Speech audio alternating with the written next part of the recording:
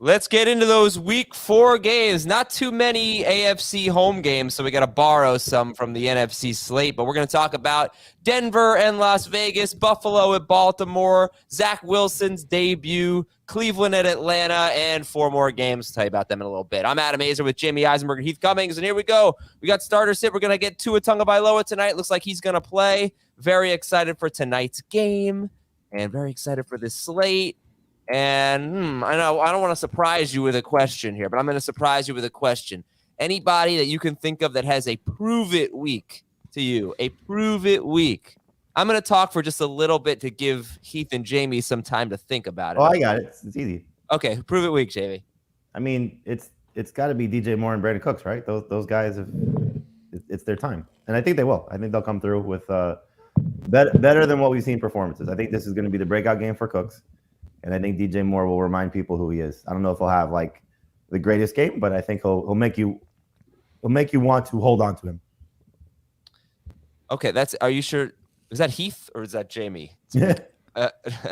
Well, Cooks, though, you guys are very different on, and I was going to ask you about that. Heath has him in the top 20. So nice. Is it no? Well, all right, got to hit refresh because as of yesterday, had him. As of this morning, he's in the 30s. All right, Cooks is now. Yeah, Cooks, you got him. Oh, 20th. There he is. You moved him up quite a bit. Dave has him 32nd. All right, Heath, anybody that you feel needs to prove it? I mean, there's like 17 million players we thought were going to be good that have been kind of meh. And the one I would say is Russell Wilson. The Raiders defense is not very good. It's time, and he's played multiple defenses that are not very good this year, but it's time to prove that this whole thing's not just going to be a disaster. Yeah, that's exactly how I feel. I think Brady too. Brady goes off this week too.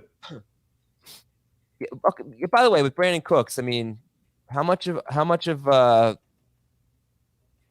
will J.C. Jackson's status impact your Brandon Cooks ranking? I think if he plays, he's not playing 100%. Right. So I'm not necessarily so concerned about it. The Bosa injury is really more the problem. Like, you know, I love the Chargers defense last week. Obviously, I was a fool for that based on the outcome. But you know, when I had them ranked 1, it was with the expectation that Jackson was going to play, and he didn't, and that Bosa wasn't going to get hurt, and he did. You know, so that was just a brutal game for them all the way around. You know, you lose your left tackle, you don't have your star receiver, you don't have, you know, your best pass rusher and your best corner. And the Jaguars are obviously better than I thought they were going to be in that matchup. But for this week, no, I think Cooks probably chasing points will be in a good spot. Yeah, the Chargers without Joey Bosa are. I don't think they're as bad as the Steelers without T.J. Watt. I think I saw yesterday the Steelers have never won without T.J. Watt. Is that possible? And maybe they're like no wins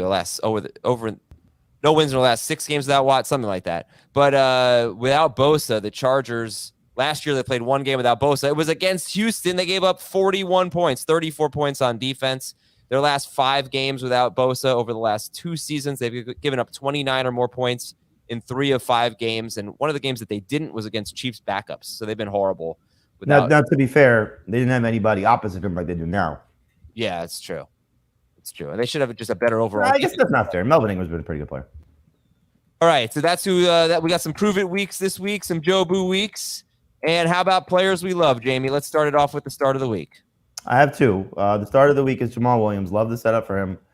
You know, we've seen certainly what this Detroit rush offense could be. They've already produced 4 games between him, Jamal Williams, and DeAndre Swift of 16 or more PPR points. And so they've done a great job of just running the ball, and I think that will continue in this matchup against Seattle, which has already allowed 2 running backs to go over 21 PPR points, Javonte Williams in week 1 and Cordero Patterson last week. So Jamal set up for a top 10 week. The other player that I love, I'll go back to the defense. The Packers defense this week. I think they're going to be just monstrous against the Patriots at home. All right. Heath, how about you? Who do you love?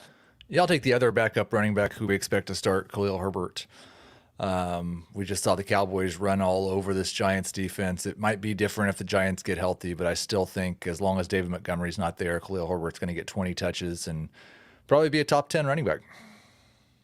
5 games as a feature back in his career. He's had 18 or more carries in all of them. And Leonard Williams was limited in practice on Wednesday for the Giants. It doesn't mean he's going to play. It is encouraging to see the progress, though. But these guys, Leonard Williams' status for the Giants won't change the rankings too much, I assume, for Herbert. So, guys, for Jamal Williams and Khalil Herbert, how good are they going to be in terms of the rankings? Are they going to be in your top 12? They both are, yes. Yeah, Heath, how about you? Both? Yeah, they're 10 and 11. I would start both of them over 2 first-round picks for sure, over Najee Harris and over Joe Mixon. What about Derrick Henry? I'll throw in Dalvin Cook as well. What about Derrick Henry? Henry's facing the so far toughest run defense in football in the Colts. I don't currently have it ranked that way, but that might change. No. I hope what we saw from Henry last week continues with the role in the pass game. I know.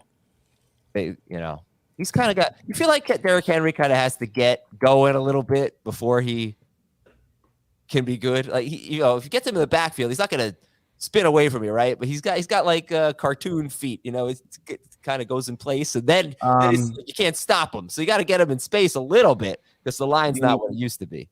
The broadcast for the Raiders game this weekend was talking about how when you see him go sideways, it's a win for the defense. When he's going north-south, you're in trouble. And, if he's going downhill, it's hard to get in front of him. All right, who are we avoiding this week? Jamie, you want to start? Who are we avoiding? I would avoid Clyde Edwards-Helaire this week. Last week's game was very troubling from the standpoint of 7 carries and no yards. Touchdown saved you. And aside from the big run against the Chargers on Thursday night, he's been a little touchdown dependent. I like his role in the passing game, so that's not going to – his floor in PPR is okay. But the touchdowns have sort of saved him a little bit. The fact that he's got 8 carries or less in 3 games in a row is a little troubling. And this run defense, as we know, is pretty amazing, even without Ndamukong Suh and Akeem Hicks. They were pretty good last week against a very good rushing attack. All right, CEH is someone to, if you can, try to avoid. Heath, how about you? Who are you avoiding this week? I'd like to avoid both Matthew Stafford and Cam Akers and Allen Robinson. This 49ers defense has been really impressive, and they've not played a lot of great offenses. We thought they were going to play one last week, and they completely destroyed them. The 49ers have kind of had the Rams number. I still think the Rams probably find a way to win it, but this looks like a really low-scoring game. I don't want to start Stafford or Akers. Is this a bad quarterback week? Yes. I mean, so far it's been a bad quarterback season. Sure. But I'm thinking about the Raiders-Broncos game in particular, and, you guys have Wilson. You have Wilson between 12 and 14. Carr, I was surprised. Dave and Heath both have Carr 9th. Again, in a really tough matchup. And I don't know. I don't know. I talk about the quarterback landscape, Heath, this week. I still don't want to start Tom Brady. I still don't want to start Russell Wilson. Trey Lance got hurt, and Justin Fields fell off the face of the earth. I don't want to start Matthew Stafford. It's really tough. And the only guys that have really emerged, Carson Wentz, you don't feel great about because of Dallas's pass rush. Marcus Mariota and Jared Goff are my favorite streamers. But those aren't guys that you really think could be top 5 quarterbacks. They're guys that, they'll probably finish close to 12. It's pretty gross, and it feels pretty good if you have Josh Allen or Jalen Hurts or Lamar Jackson. What about Tua? I'm starting him. Do you like him better than Derek Carr? Yeah. And Russell Wilson, obviously. Yeah. Okay. All right, Tua is 11th for Jamie and 14th for Dave, 8th for Heath. Okay, I'm going to give you a crazy stat real quick here. Just this one really stood out to me last night doing some research. Deontay Johnson has 21 catches this year. Deontay Johnson has 8 yards after the catch. He is averaging 0.4 yards after catch per catch. That is insane. He has been 5.2, 4.5, and 4.9 yards after catch per catch. About 5 yards after the catch per catch each of the last 3 years. This year, 0.4 for Deontay Johnson. That is, it's really, I don't even know the fantasy relevance. It's just really interesting and insane. And that is how you have all these targets and 7 catches a game and no touchdowns. because also they've thrown 4 passes in the red zone this year. Well, and like I've talked about it a bunch, like using yards per target or yards per reception. The last 3 years, he's been one of the least efficient wide receivers in football, and this year it's gotten worse. This is why. And there's no yak. This is insane. This is 5 yards, 4 to 5 yards lower than it usually is. His ADOT has gone up by 3 yards. That is also true. His ADOT. So like there should be a little bit of an expectation of a drop in yak when there's that big of an increase in ADOT. Yeah, but this is extreme. All right. Anyway, we'll talk about the Jets and the Steelers. Pretty interesting game, actually, from a fantasy standpoint.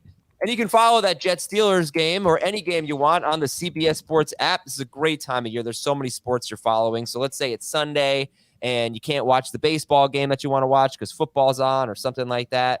You just download the CBS Sports app, and you can watch games on the CBS Sports app too. There's lightning fast live scoring for every pro and college football game and all major sports, of course. You can track your favorite teams or just individual games that you have an interest in with the click of a button. And it's the way I get my breaking news alerts. I watch live sports on there, as I mentioned, and stay on top of all the latest updates. And the CBS Sports app is totally free on iPhone or Android.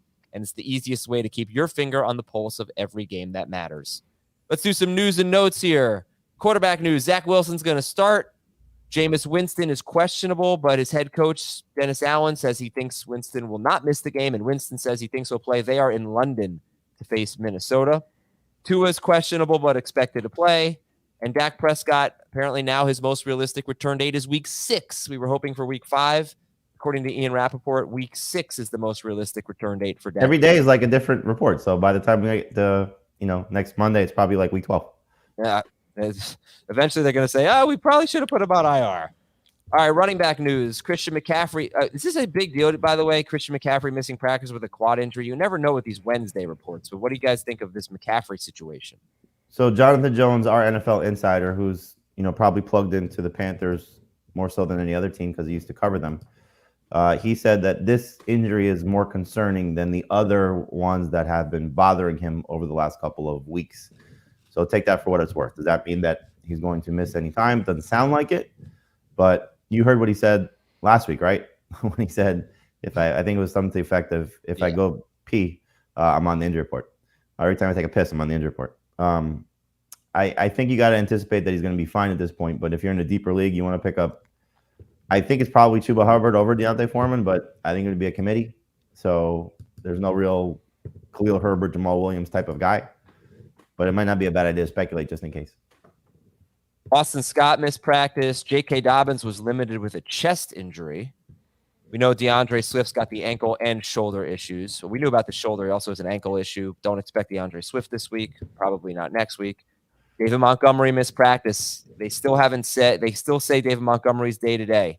Dave mentioned that there are different internet doctors who think he has a high ankle sprain, but that has not come out from the Bears yet. Cordarrelle Patterson missed practice. Remember, a lot of guys missed practice on Wednesday, so we're just keeping an eye on it. Cliff Kingsbury says he wants James Conner to be more involved in the offense. They're at Carolina this week. Dalvin Cook missed practice, and Travis Homer is on IR for the Seahawks, which probably isn't a big deal, but might give you a few more catches for Rashad Penny, something like that. And they are at Detroit. Wide receiver news, Jalen Waddle's questionable, but he will play. Amon-Ra St. Brown missed practice with an ankle injury. Can't say for sure that he's going to play this week. They are all sorts of banged up. Yeah, they really are, huh? DJ Chark was limited. Hawkinson missed practice. And I kept forgetting to mention, but they also lost a starting safety, Tracy Walker, for the season to an Achilles injury. Chris Godwin and Julio Jones were both limited. Julio would appear to have a better chance of playing this week. Keenan Allen was limited. Rondale Moore was limited. You guys have any interest in picking up Rondale Moore? If you have an open roster spot, it's not a bad. Like, if you're not going to play Greg Dortch, and that's something you're considering, if Rondale Moore comes back, he's probably pushing Greg Dortch to the sidelines. So 27% rostered. Huh? 27% rostered. Yeah. No more. What else we got? Jarvis Landry and Michael Thomas missed practice. Jacoby Myers was limited. The Titans want to get Treylon Burks more involved. They're at the Colts this week. Nicole Hardman missed practice and Hunter Renfrow missed practice. Maybe that opens something up for Mac Hollins. Tight end news, TJ Hawkinson. He's one of the banged up Lions, he has a foot issue. Dalton Schultz was limited in practice, got a chance to play this week. On the offensive line, the Ravens boss Ronnie Stanley could play this week. He practiced in full for the first time. And center Corey Linsley for the Chargers was limited in practice. On defense, we're looking at Darius Slay and Jair Alexander. They're two of the best cornerbacks in football. Slay missed practice. Jair Alexander left the game early last week. He's day-to-day. Jordan Poyer, safety for the Bills. They're hoping to get him back this week. He was limited in practice. J.C. Jackson, Chargers star cornerback. He was limited in practice. The names I've said so far, Darius Slay, Jair Alexander, Jordan Poyer, J.C. Jackson, these are important pieces. Another important piece for the Ravens run defense. The Ravens run defense has actually been pretty bad so far, and they just suffered a big injury up front. Michael Pierce tore his biceps. He could either have season-ending surgery or play through it. He has not made that decision yet, but this makes an already suspect run defense even worse. And they've got Buffalo this week. And Denver, they haven't been good against the run either. Their best run stuffer, DJ Jones, has a concussion. He missed practice. Pittsburgh, I got to check on that stat. How many games has TJ Watt missed? Because I saw that they were 0-6 without Watt, but I feel like he's missed a lot more than that. And Joey Bosa's on IR. Okay, those are your stats. You missed the fun one, though. What did I miss? Jonathan Taylor missed practice. First time ever that he's missed practice in his life. Wow. High school, college, and the NFL. Interesting. He's okay, or yeah, according to everything, he's fine. Dealing with a toe injury, but I don't want to see him sit, but I'm so curious what they would do, because what we saw in the preseason with that one game against Buffalo, the first preseason game, where it was all Naeem Hines. Mm-hmm. By the way, yeah, TJ Watt's only missed 6 games. They're 0-6 in his career without TJ Watt. All right, you know what, Jamie? I don't love when TJ Watt misses games. I love watching TJ Watt, and you love your Peloton. And everybody, if you can get a Peloton, you really got to get a Peloton. I am very jealous of all the Peloton people out there. Everyone loves their freaking Peloton. They always brag about it. And okay, I'm going to be part of that group. As soon as I move to a new house, I'm going to be on the Peloton. I'm going to get in shape. I need to, okay? So that's a great way to exercise. You can do it from the comfort of your home. And Jamie can tell you more about why he loves his Peloton. And the nice thing for you is obviously you're an in-shape person to begin with. Unlike me, who has a dad bod and I have to lose a few pounds. But it's not necessarily just about losing weight. It's also about toning up and getting in, just better health. I've said this time and time again. There are just ways to do things with Peloton and the Peloton app that don't necessarily require the bike or the treadmill. You can use the bands. You can do the band workouts. They do a lot of strength training. We love the meditation app. We use that for our kids all the time. But really on the bike, it's just a great way to, get a workout in your home. The music is fantastic. The instructors are great. We're, in a spot where we have a desk for our Peloton. So, it's a good way to work while you're riding. For me tonight, when I'm watching the game, Dolphins and Bengals, I'll get a ride in just to, watch the game from a different perspective. So yeah, I love Peloton. It's fantastic. And, can we stop talking so I can go ride right now? As soon as we're done here, motivation that moves you anytime, anywhere. Try the Peloton bike or tread risk-free for 30 days. Learn more at onepeloton.com. New members only. Terms apply. That's onepeloton.com. onepeloton.com. And again, you can get a risk-free trial for 30 days for the Peloton bike or tread. Thank you, Jamie. Let's do one question for each game. We have got 8 games on the schedule today, and we'll begin with one question for Denver at Las Vegas. Is this Russell Wilson's breakout game? Yes. Okay. Let's go. Yeah. I don't think he scored 15 points yet. No, he hasn't. 13. Oh, no. He did in week 1, 19.8. My bad. 19.8. So yeah, I think it has a decent chance of being his best game of the season. This is one of many games this week where the Vegas line is just kind of like, the Raiders are 2.5-point favorites and the Broncos have an implied total of 21.5. That's not a lot. It does not sound like Vegas expects this to be Russell Wilson's breakout game. It's hard to think the Raiders could be 0-4, You got to get a win at some point. All right. Question for Buffalo at Baltimore. Rashad Bateman or Gabe Davis? This should be the smashiest of Gabe Davis smash weeks ever. You've got a Yeah. secondary that just lets people run down the field and do whatever they want. And that's what he does. He just run down the field and wait for Josh Allen to heave it. This should be, if we get another game where he goes 3 for 50 on 5 targets, there may be some Gabe Davis concern. How about Rashad Bateman? Any interest in him this week? I have him as a third receiver in the one league where I have him, so I think that's kind of where he's going to live. Mm-hmm. It's going to be a lot of 2 for 59, and if he scores, you're happy. If he doesn't, you're getting a great yards per catch. Yep. I think he leads in yards per catch. He does. Yeah, he's a big play machine. All right, Jacksonville at Philadelphia. One of the best stories of the year, those Jaguars. Do you trust any Jaguars this week, Jamie? Yeah, I'm still starting James Robinson and Christian Kirk. I think Lawrence is going to get some production still. You mentioned bad quarterback week. I don't think he's going to have a 30-point game, but I think he'll be in that 18 to 22 range. So garbage time will matter. I think the Jaguars' offense is legit. You got to buy into what you've seen so far through the first 3 weeks of the season. They're going to look back on that Washington game and really kick themselves if they end up missing the playoffs because of it, because that's a game that they were the better team on the field. They just didn't win. So yeah, no, I think the guys that have been productive so far, it's really the Zay Joneses and the Evan Ingrams, and Lawrence isn't a must start clearly, but Kirk and Robinson have been too productive to sit them in this matchup. Yeah, this is another one where I guess it's kind of saying it's a prove it game. They've got an implied total of 20.25, which is very, very low. And it's a great defense they're facing. Yes. I've got a tough decision to make in a league where I have Wilson and Lawrence, and I still haven't decided. The Jets are at Pittsburgh. How much are you changing your rankings or projections with Zach Wilson, a quarterback, Heath? I took away like 3 or 4% of target share from the running backs and gave it to the wide receivers. That's pretty much it. Like, there's always some normalization. If Joe Flacco was starting, I wouldn't project them for 50 pass attempts.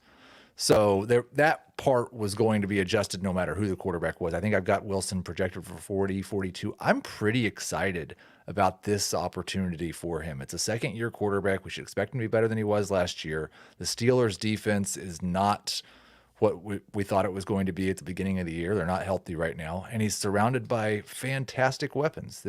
I kind of want to maybe run a couple of Jets stacks out there in DFS. I think it's very interesting how the Elijah Moore crowd is right now, because the whole offseason it was Zach Wilson's bad for Elijah Moore. And then Elijah Moore gets off to a bad start with Garrett Wilson playing at the level that he's at and Tyler Conklin doing what he was doing and the first 2 games for Corey Davis. And then it's Zach Wilson will save Elijah Moore. Yeah. Well, I was going to give this stat later, but I'll just tell you now because the Elijah Moore people are saying Joe Flacco just throws too short and he doesn't throw downfield. Well, guess what? Joe Flacco has basically the same exact air yards per pass attempt this year as Zach Wilson did last year. They're within 1/10 of a yard. The place that Wilson loved last year was a slot wide receiver, and that's where Garrett Wilson's living. So it might just be better for Garrett Wilson. The Chargers are at Houston. Dameon Pierce. Another good game. Can he follow it up, Jamie? He's going to get to work. I mean, that's the encouraging thing. I don't like that he's on the injury report, and they brought in a couple guys to work out this week, excuse me. So, I don't know what that means. Clearly, I saw Aaron Wilson, who covers the team for Pro Football Network, was asked about that. And he said, they're always going to, try to bring guys in for depth because clearly it's not a very robust running back room. But if Pierce is healthy, I mean, you're looking at probably 20 carries. The Chargers, I don't think, are a run defense that you have to sit your guys again. Terrible. And they were terrible last year. Yeah, I mean, if they get behind dramatically, which could happen, we just haven't seen that from the Chargers yet. But if that happens, then he's in trouble. I just don't think that's necessarily going to be the case early in the game. Starting Pierce over CEH? Oh, yeah. Okay. Heath, Cleveland at Atlanta. Start all Browns? I'm not starting Jacoby Brissett. I think Hunt is a flex, but a high-end flex. So if you have a flex, you're probably starting him. Cooper's a good number 2 wide receiver. And I don't have much confidence in Njoku. I wouldn't blame anyone for starting him, but I certainly wouldn't call him a must start, and he's not in my top 12 tight ends. He's in that group of, man, I hope hope this is the week where he's good. I hope it's not the week where he has 2 targets. Okay, Patriots are at Packers. Any good starts for the Packers? Well, any good starts in this game other than Aaron Jones, Jamie? I'd still start Dylan. I mean, this is a game where they should win and have an opportunity to kill the clock, and he's gotten double-digit carries each of the first 3 weeks. And I would start Dobbs or Lazard as number 3 receivers, depending on what your roster looks like, but nothing more than that. Right, I do think this is a good opportunity for Tunyon. 7 targets last week, 6 catches. Hopefully he's getting healthy, building towards something. And the Patriots have been awful against tight ends, certainly the last 3 weeks. So wouldn't surprise me if he scores. Rodgers is also a low-end starter. Tennessee is at Indianapolis. Do you trust Derrick Henry against what so far has been the best run defense in football? I don't think you're sitting Derrick Henry. Nope. But I don't think it's a smash week for Derrick Henry. I know. Yeah, I don't have the guts to sit Derrick Henry, but definitely work. Yeah, they got to keep giving him the ball in the passing game. That'd be very nice. Or maybe I can ask a better question than this. I mean, it's pretty easy, right? Nyheim Hines, I guess, is the trickiest one in this game. Tennessee at Indianapolis. So would you start in PPR? Would you start Nyheim Hines? Or no, he's too low end. You said you didn't like Clyde Edwards-Helaire this week, Jamie. Hines or Clyde? No, you're starting Clyde over. Yeah, this game's easy. This is why it's the last game we're doing. It's like you're going to start the running backs. You're starting Pittman. Oh, how about Robert Woods? Robert Woods and Treylon Burks are basically rostered in the same amount of leagues. Who would you rather have this week, and who would you rather have rest of season? Burks. Woods this week, Burks rest of season. The fact that Burks is again on the injury report, I know it's an illness, but something just feels off with this guy. It's unfortunate. Denver's at Las Vegas. Stat of the game. Let's take a look at what's going on with Derek Carr. His air yards per pass attempt is basically exactly the same as it's been each of the last 2 seasons. So he's not throwing the ball shorter or deeper downfield. His completion percentage, though, has plummeted. Through 3 games, Derek Carr is completing 60.8% of his passes, and that is obviously hurting his yards per attempt. And he's been 67.3% or better 4 straight seasons.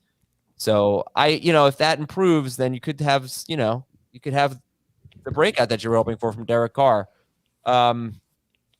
Anyway, Heath, I was surprised you had him 9th. Jamie, I think 13th for Derek Carr, but the Broncos defense is obviously really good so far. Geno Smith did have a big game against them, 20 points, but a great day for him. Davis Mills, 7 points, Garoppolo, 10. Why the faith in Derek Carr? I mean, he's basically kind of been the same guy every week, 2 touchdowns and 250 to 300 yards. And those numbers that you talked about in terms of the efficiency that's been so much worse this year, I just don't buy that that's going to be the case moving forward. So I think he's going to live in that 22-point range, and there are too many quarterbacks who I had ranked ahead of him at the beginning of the season who have been awful or are in awful spots this week. And I'm not to the point yet to where I'm downgrading guys because they're facing the Broncos defense. And you like Carr better than Wilson, but Jamie, you have Wilson 12th and Carr 13th. So you have them. Yeah, I think Wilson's got a better matchup. Rocky Sin is now down for the Raiders. I don't know how much that'll matter, but it's just another body that's missing from their secondary.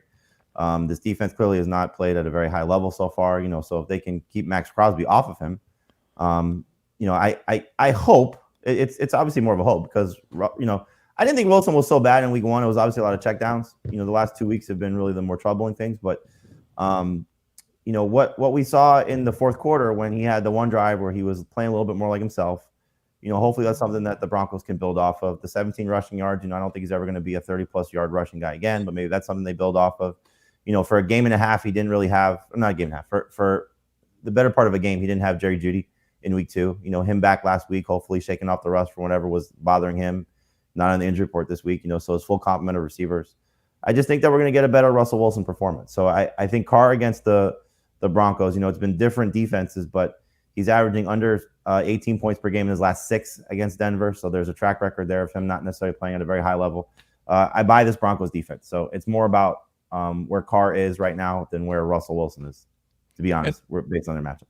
Right. And I've brought up the Vegas numbers a lot already, but that at this point in the season, that's basically how I'm determining how much these defenses matter. And the Raiders are 2.5 points favored, implied for 2.5 more points than the Broncos. And so it just hasn't moved me as much, but that could just be wrong too.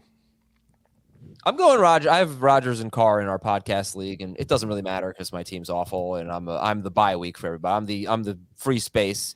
You just beat me, but I'm going Rodgers over Carr this week. I had been Carr over Rodgers each of the previous 2 weeks. So anybody support me on that? I have it ranked that way, so I would do it. Yay! Not you, Heath, right? I have them back to back, and it's like they're 0.2 of a point apart. I don't really care. Okay. I have one league where I'm struggling with Carr and Lawrence. That's a tough one for me. Okay. And I think we talked about Wilson here, low end starter, 12 to 14 in the rankings for everybody. Who's the best running back in this game? As a player or fantasy option? Fantasy. I'll still go Javonte. Yeah, I've got Javonte 2 spots ahead of Jacobs. It's really, really close. It's the correct answer is whichever one scores a touchdown. I wonder what changed last week for Jacobs and why they started using him in the passing game, especially after all the circumstances of him missing practice, missing the team flight, flying on his own. Then all of a sudden he's catching 5 passes. Like what was the difference? Is it just they're tired of Brandon Bolden and Amir Abdullah not doing great things, and they realize that Jacobs can do those things? Like I don't get it. I'm going to look something up here. Remember week 1, Zach Moss caught 6 passes, I think, against the Rams. And we looked at it, and we looked at the routes run. We looked at the third down snaps, and we kind of determined it wasn't like his role was the passing guy. He just happened to be on the field, and Josh Allen threw him the ball. So I'm going to check week 3 for the Raiders and see the routes run and the third down snaps. And I believe the third down snaps were Bolden's. Yeah, I'm guessing he just happened to catch passes on first and second down, and he hadn't been doing that. And that's harder to buy for me than a guy who's on the field on third down, but I can take a look. What I like about it is the fact that they're not afraid to throw him the ball. And the idea that, okay, we got 2 games with 1 catch and 1 game with 5 catches. So maybe our expectation can be 2 to 3 catches for Josh Jacobs. If he catches... Well, it's also, to be fair, this was the setup for him last year when somebody was missing. Granted, Renfro, different yeah. coaching staff. And Renfro's not there. Matt Collins is not Renfro, clearly. And so, that could be the reason, is that the safety blanket for Derek Carr did not play. And so let's see what happens if Renfro does return this week and what that means for not only for Jacobs, but also for Hollins, who's been arguably the best receiver the last 2 games. So, okay, so I got an update for you. So he played only 1 snap on third down, but he did run a lot more routes. He ran 17 routes in week 2, and I think he ran 27 in week 3. Josh Jacobs we're talking about. In week 1, Josh Jacobs ran 17 routes. So the routes were way up, but he did not play more on third down. So I'm not sure if it was just throwing more early in the game, like on early downs, or what it was, but he wasn't used on third down. That was Bolden, like Heath said. To me, that's the biggest difference in how he's going to play. Like he said, touchdown is going to matter clearly. I don't think he's scored one yet this year, if I'm not mistaken. So neither is Javonte Williams, by the way. No, this really isn't about Javonte. It's just really about Jacobs. Like if Jacobs is doing, like I'm hoping last week was a sign of he can do that again, and obviously Renfro being out too. That's a good point. But you guys are team Broncos money line, right? Yes. Like they're 2.5 point underdogs. You guys both think the Broncos are going to win? Yes. I don't know how you knew that about me, but yeah, I kind of think the Broncos are going to win. But all right, but it should be a good game. All right, so Jamie, you said you have Javonte ahead of Jacobs. Heath, did you answer that? Yeah, I've got Javonte 2 spots ahead of Jacobs. I don't feel good about it really either way, but they're both high end number 2 running backs for me. Are they ahead of AJ Dillon? Yes. Are they ahead of? They're not ahead of Khalil Herbert or No. Jamal Williams. No. Are they ahead of James Robinson? They are for me. Javonte is in PPR. And I've got them both ahead of Najee as well. All right, so we'll call them number 2 running backs. Fair? Yes. All right. Wide receivers in this game, we're going to start Courtland Sutton. We're going to start Devontae Adams. I don't know that do you think Adams is going to have a good game, great game? He's probably you're getting the frustration. It's starting to, be public about his feeling. I think like he's not doing what he's supposed to be doing, or not happy with what he's been doing. And, he's been Has he been the worst free agent acquisition so far, or trade acquisition of the receivers that have switched teams? Yeah, like Tyreek's been better, Cooper's been better. Games. Who? Tyreek and who? Amari Cooper. AJ Brown's been better. AJ Brown's been better. Christian Kirk's been better. Christian Kirk has been better. I mean, it's just a reality. I don't think it's going to be the case the rest of the season, but we told you that Derek Carr's not going to be as good for Devontae Adams as Aaron Rodgers. He's been better than MVS. He's been better than MVS. I don't know if I put him in the category of those guys. Well, Adams has scored in all 3 games, but I'm pretty sure he's going to see plenty of Patrick Surtain in this game, but nobody's going to sit Devontae Adams, No. and nobody's going to sit Cortland Sutton. So let's talk about Jerry Jeudy, and then let's talk about the number 2 wide receiver for the Raiders, whether it's Renfro or whether it's Mac Hollins, who's 15% rostered and has had 2 good games in a row, a great game against Tennessee, 158 yards and a touchdown. Denver allowing the fewest fantasy points to wide receivers. So Heath, would you start Jerry Jeudy, and would you start a second Raiders wide receiver? I don't want to start a second Raiders wide receiver. Mac Hollins is a fine flex. I'm a little concerned about Hunter Renfrow. We don't like the fact that 10 days after the concussion, he's still not even practicing. I would expect that we're going to see another week of Mac Hollins. But he's a boom bust flex. Jeudy is a number 3 wide receiver, probably a boom bust number 3. I would definitely start Jeudy over Hollins though. By the way, Cortland Sutton, 5th in the NFL in receiving yards. You have to catch a touchdown and sit Albert O and start Darren Waller. But I do think the Raiders are like the worst against tight ends, basically. They've allowed 75 yards or a touchdown to a tight end in every game, but we can't trust Albert O, right? Maybe it'll be Andrew Beck. Yeah. The Broncos don't trust Alberto. Right. Broncos DST is top 5. They really haven't been as good as I thought, but they were great last week against San Francisco. Well, they're doing a great job in terms of points allowed. It's all depending on your scoring. True. Yeah, it's very hard to tell you, they've scored this many points as a DST because the leagues are just so different. All right, that's going to do it for the Raiders and the Broncos, which brings us to it's the game of the week, yeah. The Bills visiting the Ravens. Game of the week, yeah. Any excuse to sing. Woo!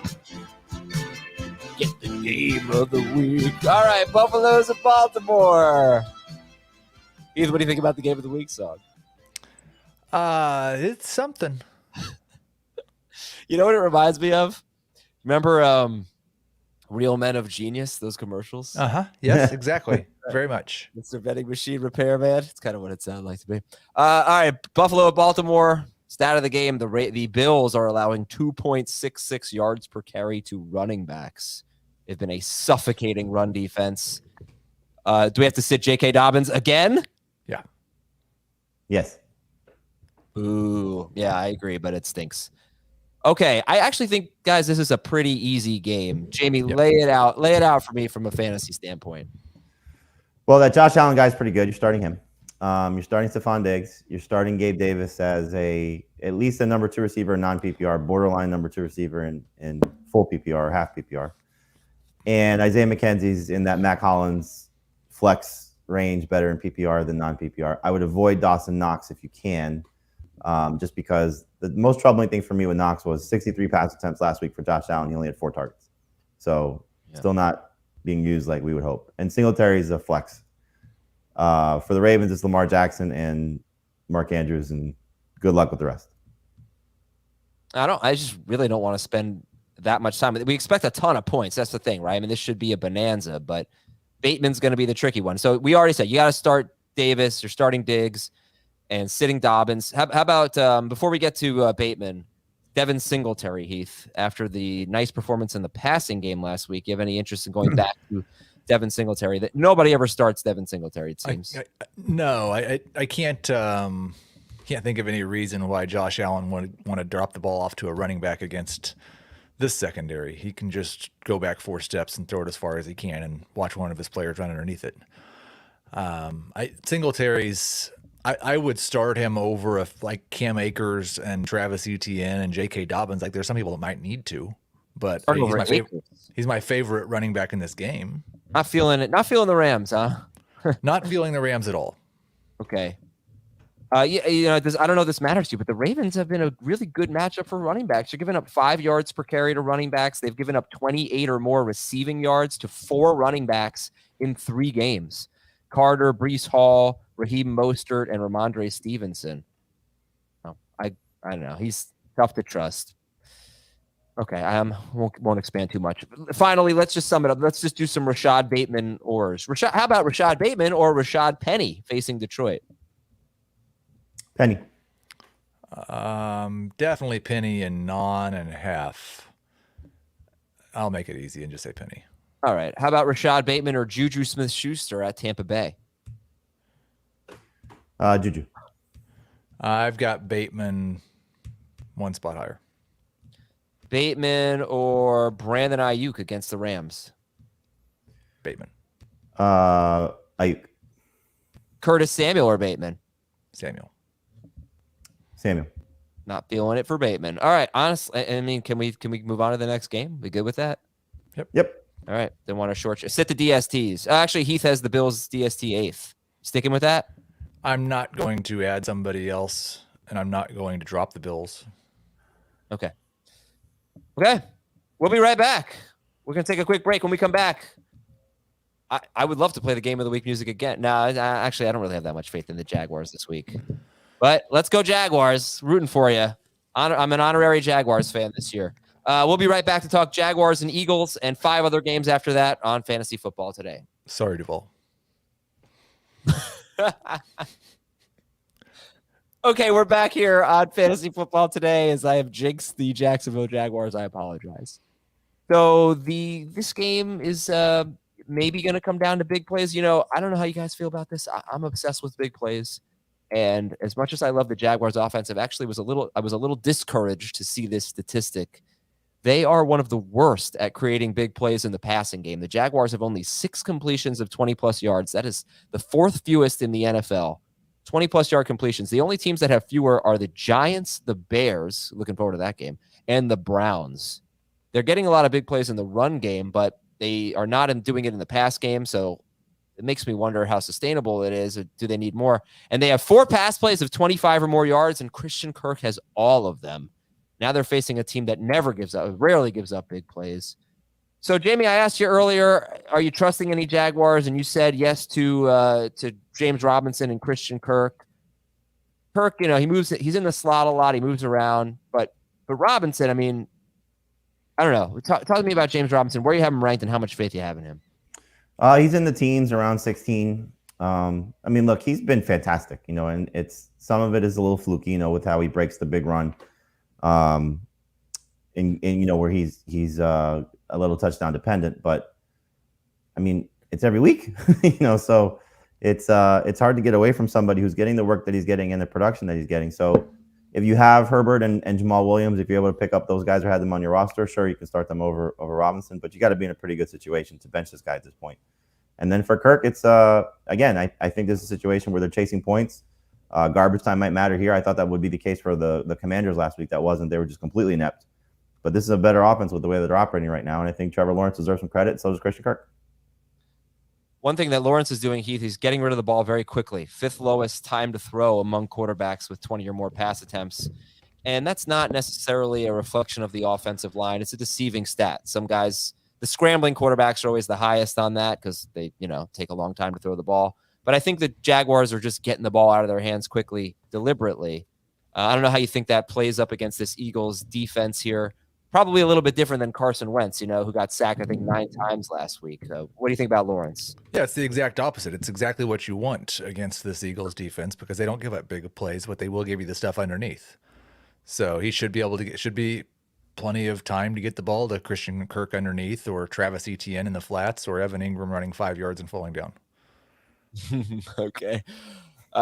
So Evan Ingram, Heath, on that subject, any interest? I would rather not, but I do think that he's in that Njoku group. That if I had him, I might not waste a waiver claim to go get somebody else. I might just start him again. He's a high-end number 2 tight end. Would you start Njoku or Ingram this week? I would start Njoku, but I'm not sure I'd use a waiver slot to make that change. Zay Jones or Rashad Bateman? Bateman. Zay Jones Bateman. or Mac Hollins if Renfro's out? Jones. I've got Hollins higher. I want to say something real quick here before I forget, because someone in our chat, Sharon Cook, said, no power here, phone dying, got to go sit in car. I really should have said something earlier, but our thoughts with everybody in Florida affected by the hurricane. Yeah. Happy to hear that all the South Florida guys, which is Dave, Jamie, everybody at CBS, and my family and a lot of people I know, unaffected, but obviously up in the central, further north and in central Florida and Tampa. The West Coast. Really, but yeah, the West Coast. I know, brutal, and sorry to hear it, and hope everybody's doing okay, and we're thinking of you. Jalen Hurts must start. Miles Sanders. I thought you guys might be too low on Miles Sanders. You got him as a low-end number 2 running back. Well, a little scared off after last week, Heath. What happened? I mean, he's just been everything that we were concerned about with Miles Sanders, right? Like, yes, he's going to average 5.5 yards per carry, and the weeks that he get, if he happens to score another touchdown, I guess it'll be fine. He's got 13 receiving yards on the season. He's got 1 touchdown. It's just he is the trap back right now. And look at what look what the Jaguars have done. Yeah. In terms of rushing yards allowed. I'm too high on him. 3.6.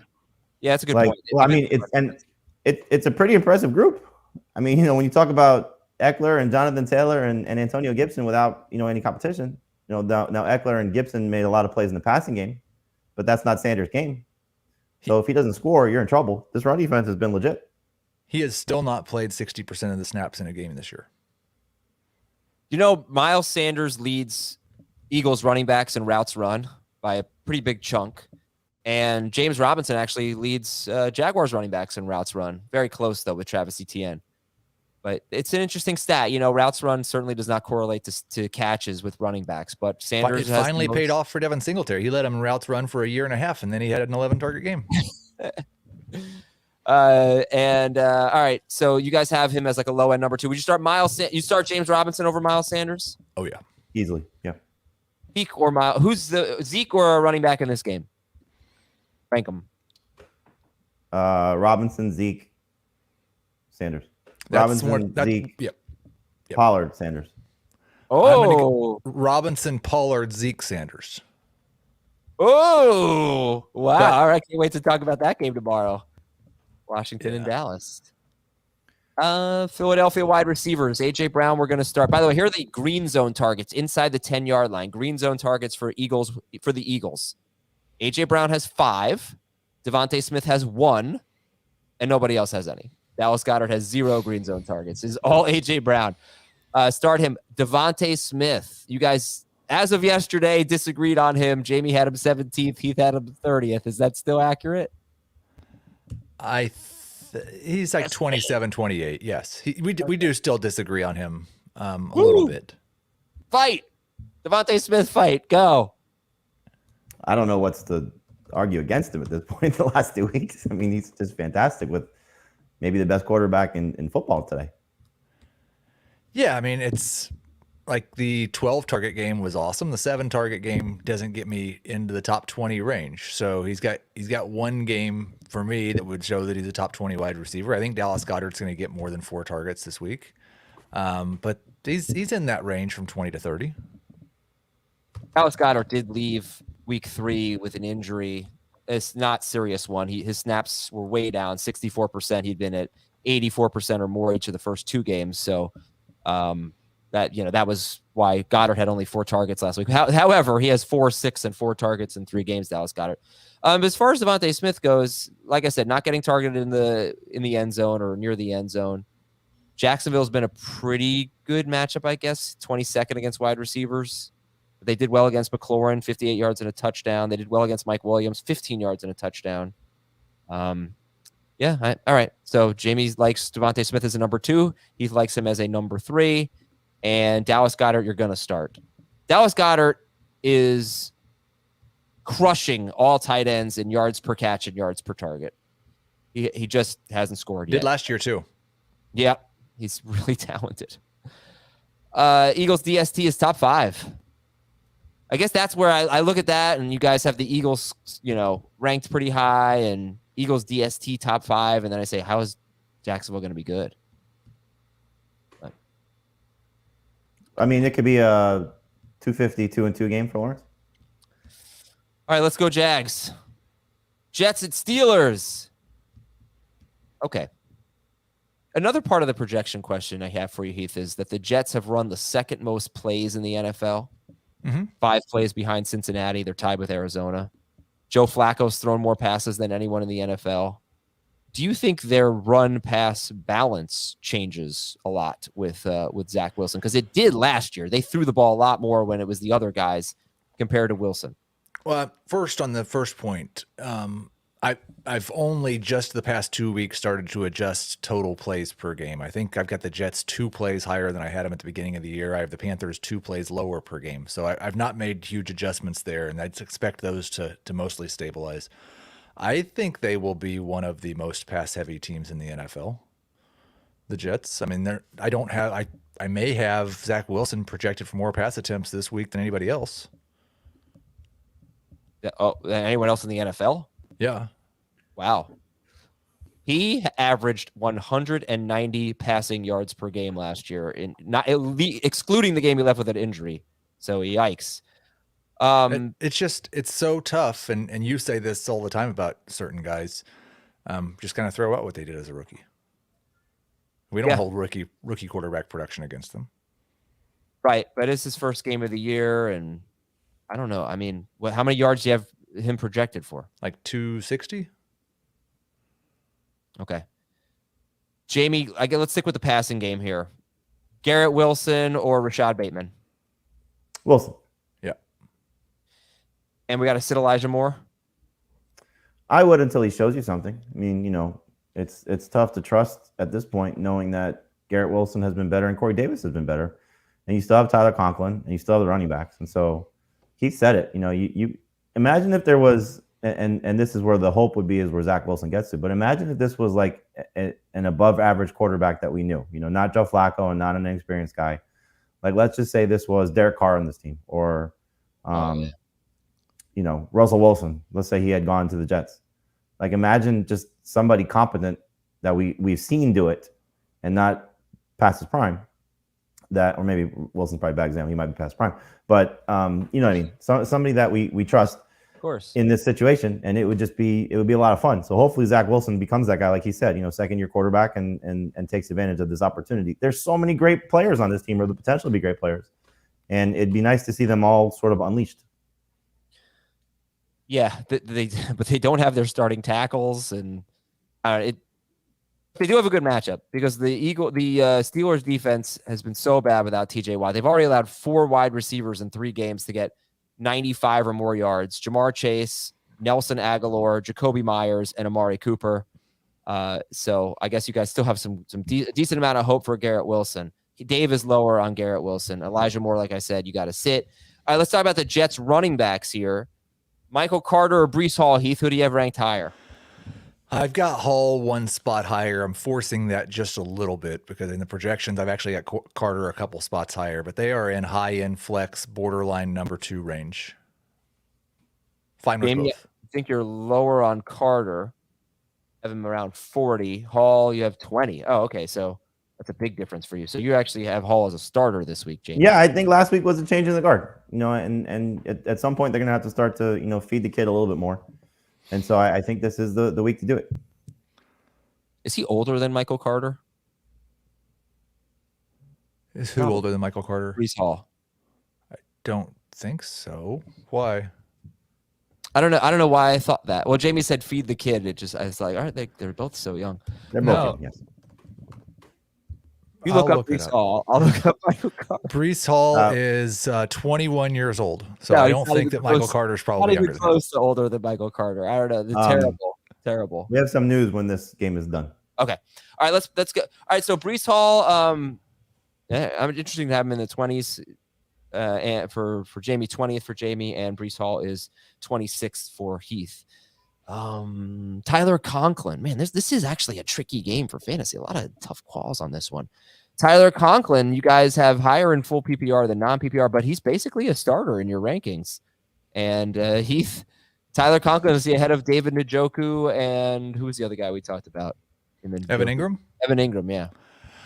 I've got him ahead of both right now. Again, I think it's close enough, especially in non-PPR. If you wanted to start Njoku, I wouldn't care that much. But I am more concerned about the running back targets disappearing than I am the tight end targets disappearing with Zach Wilson under center. Conklin's actually second on the team in target rate, ahead of Elijah Moore. So I'm going to start him this week. He is the number 3 tight end in fantasy, people. Tyler Conklin, 7 to 9 targets in each game.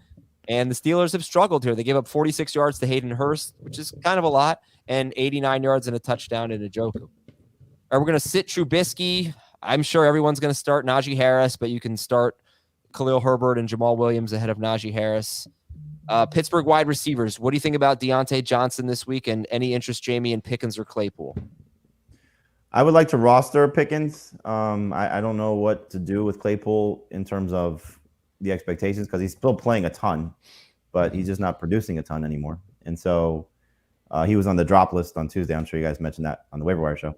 But I mean, Deontay Johnson just starting. You know, he's a number 3 receiver in non-PPR. He's a number 2 receiver in PPR.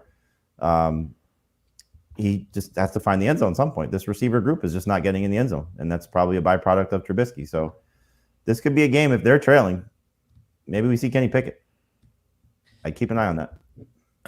No, I think this is just a random thought I just had, and I know it's a Thursday show, so we don't have time for this, but I just updated my Dynasty trade chart yesterday.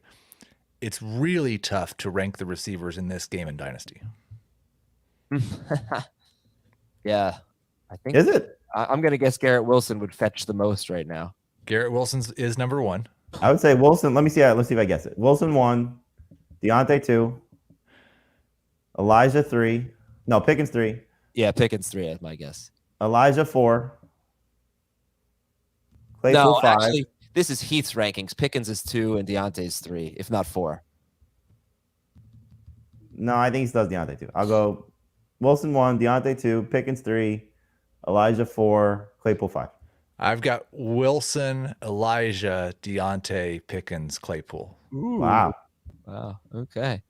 The Jets are going to have a new quarterback next year. I feel like they're going to have Bryce Young next year. They won't bail on him that soon. What's that? You think they'll bail on him that quickly? If they have one of the top picks and can get a stud quarterback, they will not even think twice. They will bail on him that quickly. Because in this scenario, they have one of the top picks, and that means he was bad. They just have to look across the facility at what happens if you hold on to a guy you drafted too early for too long. Yeah, I agree. Although I can't say the Giants passed up a ton of great. I mean, they passed up Josh Allen, but several teams. they didn't have the number 1 or number 2 pick. Well, they did. They took Barkley. All right, what am I talking about? Pat Freiermuth. that was after 1 year. I don't think that was whatever. Pat Freiermuth. You guys have him as a start coming off a bad game. I just want to say I got my eyes on the Jets against tight ends. They've been really good so far. Yeah. Andrews 52 yards, Njoku 32 yards. Hayden Hurst was dreadful, 1 for 7 on 2 targets. But so what does that mean for Freiermuth, Jamie? The first 2 weeks of the season were solid for him. And, he did it against, at the time, the second week, a Patriots defense that we had thought was going to be great against tight ends. That might not be the case anymore. But I just think that, similar to what he said about the Bills, like, I don't know if I'm going to make a roster move to drop Pat Freiermuth yet to pick up a second tight end. So while I like Njoku this week and Robert Tonyan may have a good opportunity, I think Freiermuth is still worth trusting one more time. So we'll see how this Jets defense operates. The Hayden Hurst one is not really the one that bothers me. It's really the first 2 games of what they did because, were they holding back somebody like, Njoku based on what we saw last week? So I want to see what Freiermuth does. All right. Pittsburgh's Heath, by the way, has Freiermuth very high. Heath likes him a lot. Pitt DST is top 10 for both of you guys. They're 86% rostered. They have been pretty terrible without TJ Watt. Keep that in mind, but obviously a good matchup. All right, chart. We got 4 games. Let's do 4 games in 10 to 12 we minutes. have some news. If we can do it. Oh, go ahead.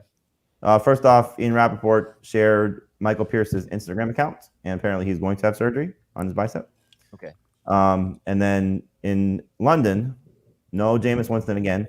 No Michael Thomas again. Jarvis Landry did return. So it's starting to look like there's a chance Andy Dalton could be the starting quarterback for the Saints this week. And who knows if that leads to a potential changing of the guard. So, like, while we were talking, I picked up Andy Dalton in the two Superflex leagues that he was available.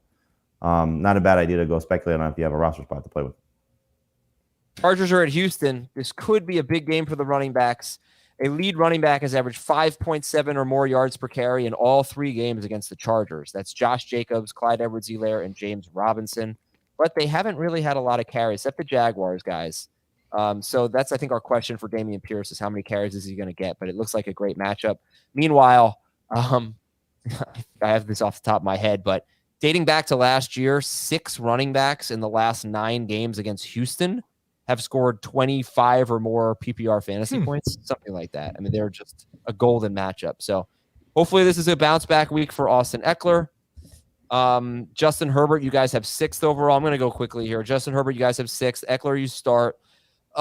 Heath, give me your breakdown of the passing game, the wide receivers, and Gerald Everett for the Chargers. Yeah, you're starting Keenan Allen as long as he plays. Mike Williams is more of a number 3 wide receiver, but I'm probably starting him. I'm going to go back to Gerald Everett for at least one more week. There was plenty of tight end targets available in this offense last year when Keenan Allen was healthy. And I think it's possible that the offensive line problems for the Chargers leads to more short area throws, which would be good for Gerald Everett. So he's still a top 12 guy. I would start him over all the streamers this week. The one thing I'm concerned about with Everett is not just the Allen return, is what does their blocking schemes change, their concepts change without Slater there? And now, obviously, Everett is going to be involved in that in some way, shape, or form. So how much does he spend more time maybe chipping or blocking or whatever to help out without Slater there at the left tackle spot? And Mike Williams as a number 3 receiver, I thought was kind of interesting. He's almost a number 2 receiver, but 26th for you, and I think that's standard scoring. Mike Williams is 29th for Jamie in PPR and 32nd for you in full PPR, Heath. All right. So I like 30 receivers this week, though, so he's still pretty much a must-start guy. I see you have both Michael Thomas and Chris Olave, Jamie, ahead of Mike Williams. Yeah, that certainly might change with Thomas right now, but Olave's been just ridiculously awesome. Now, I'm curious what's going to happen. We'll talk about this, I guess, tomorrow, but what's going to happen with Andy Dalton stepping in for Jameis, because I think Jameis is better for Olave than Andy Dalton is. Yeah.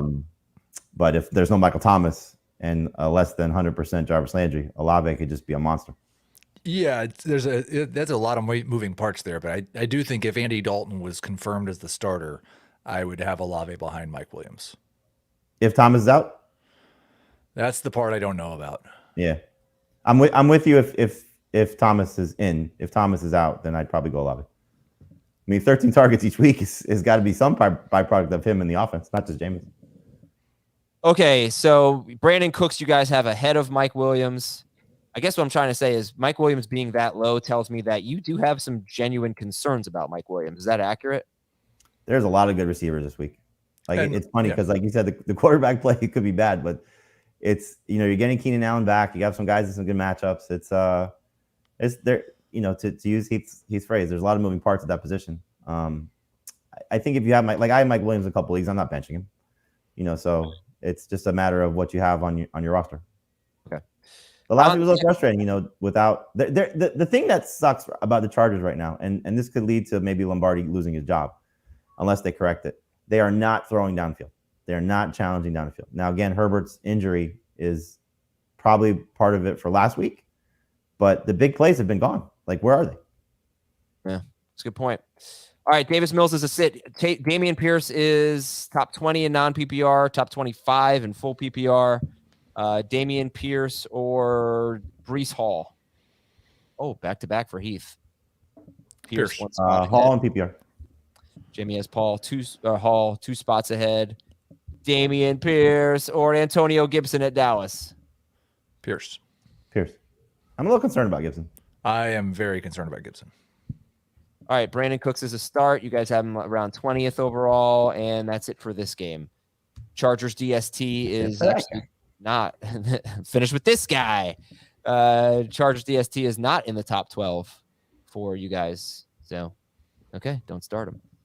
Cleveland at Atlanta. Stat of the game. Marcus Mariota has thrown 4 passes inside the 10-yard line. That's not good. But so has Tom Brady. So, not getting a lot of passing touchdowns for Marcus Mariota. Okay, the Cleveland running backs. Chubb is a start. Heath, Kareem Hunt. Yeah, he's a high-end flex. I would start the Cowboys ahead of him. I would start the Jets ahead of him. I'd start Dameon Pierce ahead of him, but I'd rather start Kareem Hunt than any Bills or Patriots or Antonio Gibson or Cam Akers or J.K. Dobbins. Miles Sanders or Kareem Hunt? Sanders. Okay. And Amari Cooper, back-to-back 100-yard games. The Falcons have given up 15 or more PPR fantasy points to 6 wide receivers in 3 games. So I'm sure you're going to start Amari Cooper and then David Njoku. Would you start David Njoku or Tyler Conklin? I think I asked you that earlier. Sorry. Conklin for me. Njoku. David Njoku or TJ Hawkinson? Hawkinson. Njoku. Oh, interesting. All right. Jamie's high on Njoku. The Falcons, now one of these is Taysom Hill scoring on the ground, so take that into account. But they've given, I think it's a tight end to score 12 or more PPR points in 3 straight games, so two games in a row. No, I mean, they have been bad, even if you remove that. Higbee had 7 for 71. Will Dissly had 34 yards and a touchdown. Colby Parkinson had 2 catches for 44 yards. So the Falcons have struggled against tight ends. That's an A's stat for you. Yeah, baby. Marcus Mariota or Jameis Winston if he plays. Mariota. Mariota or Carson Wentz. Mariota. Mariota. You guys have Mariota ahead of Stafford. I do. Yeah. Wow. He's been better, right? Maybe 17 to 20 points in all 3 games. Who's playing? Stafford was single digits, 24 single digits. Yeah. Who's playing defense for the Browns this week? Yeah. Oh, what's your Yeah, question? you forgot to mention that one with your defensive. Oh, injuries. Myles Garrett. Yeah. And Clowney are both going to be questionable. Yep, that's a good point. Sorry about that. How do you feel about Cordero Patterson this week? You like him better than, let's say, Dameon Pierce? Yep. Yeah. Pretty much a must start this week, Cordero Patterson? Yeah. What? It's hard to call a guy a must start when Jamal Williams and Khalil Herbert are ranked ahead of them, but he is pretty much a must start, yes. James Robinson or Cordero? Cordero. I probably need to revisit that. Right now I have Robinson higher, but they're. By the way, there was an NFL Films, I think it was NFL Films feature with Cordero Patterson that just came out. Carissa Thompson is interviewing him, and I think the first question she asked him was, how often do people mispronounce your name? He's like, all the time. She's like, how do you pronounce it? He's Cordero. So Dave and I had a nice little debate about that on the show. It is Cordero Patterson. Drake London is a top 24 wide receiver. You're going to just keep starting him. Do you think he's going to be shadowed by Denzel Ward as Deontay Johnson was last week? Does that concern you at all, Jamie Eisenberg? No, it doesn't concern me. Okay. Kyle Pitts is top 5 in both formats. Falcons offense has actually been pretty good so far this year. We'll see what they can do against the Browns. It could be a good game. They have a higher implied total, I think, than the Chiefs or the Buccaneers. Definitely than Kyler Murray's Arizona Cardinals. It's a weird week. Okay, New England's at Green Bay. Hopefully a legit stat of the game. I don't even sure if I even have the number right, but in Brian Hoyer's last 7 starts, which spans a long ways, a running back has had 4 or 5 or more. I couldn't remember if it was 4 or 5. I think it was actually 5. Yeah, I know. 5 or more targets in every game, 6 or more targets in 5 of 7 games. The Azer stat here is that Brian Hoyer has thrown to his running backs in his most recent starts, but they haven't really been all that recent here. So, yeah, I think it's easy to say, correct me if I'm wrong, sit the passing game for New England. Yes. What about the running backs? Sit. Stevenson's a flex. They got to do something, right? Are they going to get shut out? If they're going to do anything, it's going to be the running backs, I would think. I mean, it's kind of the MO, I think, for the majority of the season for them, right? If they're scoring, it's probably because Harris is going to find the end zone, which he's done in each of the last 2 games. The Mac Jones was terrible in that game last week, and they were still competitive offensively. Stevenson was a big part of that. Okay, so Stevenson or a Jets running back? Hall, Stevenson, Carter, Harris. Hall, Carter, Stevenson, Harris. Stevenson or Travis Etienne? Stevenson. Stevenson. Damian Harris or Travis Etienne? Harris.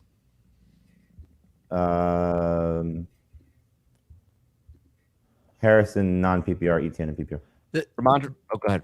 Both the Jets and the Patriots situations, I feel like there's like a 40% chance it could just go back to the way that it was 2 weeks ago.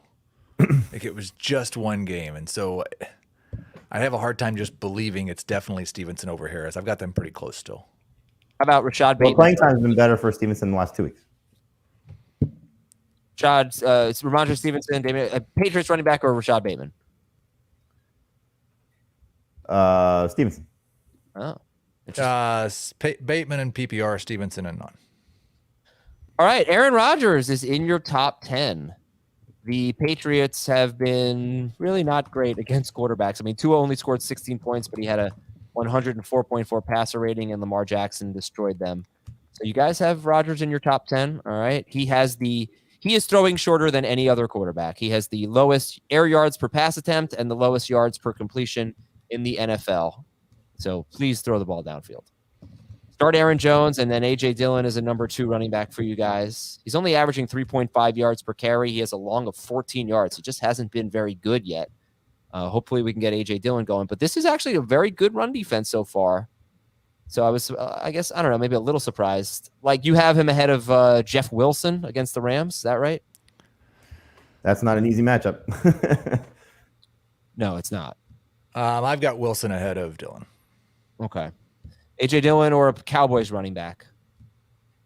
Dillon. Zeke, Dillon, Pollard. Who's your favorite Packers wide receiver? Dobbs. Both are outside the top 36, right? Yep. Yeah. All right. So this is a Costanza, not a Bonanza. Robert Tonyan, Heath, you have him actually right around 12th. Jamie 15th. 14. Yeah. 14th. Okay. Tonyan? Yeah, he's in that. Like, I know this isn't helpful to anyone, but the tight ends from like 10 through 17, it's really hard to distinguish between them in any way that's going to be helpful. Oh, that's fair. It's a conundrum with tight ends every week, every year. And I would rather probably keep starting the same guy and catch his touchdown weeks as I try to guess which weeks will be which. That's what I'm doing with Dawson Knox. He's not in that group. I'm not sure I'm dropping him. I mean, I feel like eventually he's going to score. Well, why? He probably will. Because the Bills are just going to throw a lot more touchdowns than the Browns, for example. I would drop him for David Njoku in full PPR, but there are some tight ends like the Bills are just going to score so many more touchdowns, and Knox will eventually be part of that. But what sample size are you going to give up on them? I pretty much have given up on him. I don't believe in very many tight ends. I'm not sure I'd drop him for Robert Tonyan. Tunyan's been pretty bad. I mean, better than Dawson Knox. They've had like the same. He was last week. He was last, but he wasn't the week before that. Well, he's also working his way back from an ACL tear, so. Green Bay's DST is number 1. Start them. Tennessee is at Indianapolis. Stat of the game, the Titans allow 6.1 yards per carry, worst in the NFL to running backs. The Colts allow 2.5 yards per carry to running backs, best in the NFL. You're going to start the running backs, but it's a much easier matchup for Taylor than it is for Henry. Which quarterback do you like better in this game, Ryan Tannehill or Matt Ryan? Ryan. Yes. I don't think either one of these quarterbacks are in my top 24. Is there anything to say in this game other than start the running backs and Michael Pittman? No. Pick up Traylon Burks if somebody dropped him. Yes, he's good stash. Hines is a fine flex. Yeah, who's the best non those guys? Flex. Hines. Non those guys. Hines. Okay. And Jelani Woods, any interest? Tight end premium. Okay. Would you start a DST? The Colts. Sure. Have a wonderful Thursday, everybody. We'll talk to you at 2:00 Eastern for Starter Sit. Jamie, are you on that? I guess so. Oh, it's the Jamie appearance of the week. Yeah. All right, great. Jamie's going to be on. I think Jamie's going to be on that. 2 p.m. Eastern, youtube.com/fantasy football today, answering your Starter Sit questions. For Jamie and Heath, I'm Adam. Have a great day, everybody. We'll talk to you soon. Bye.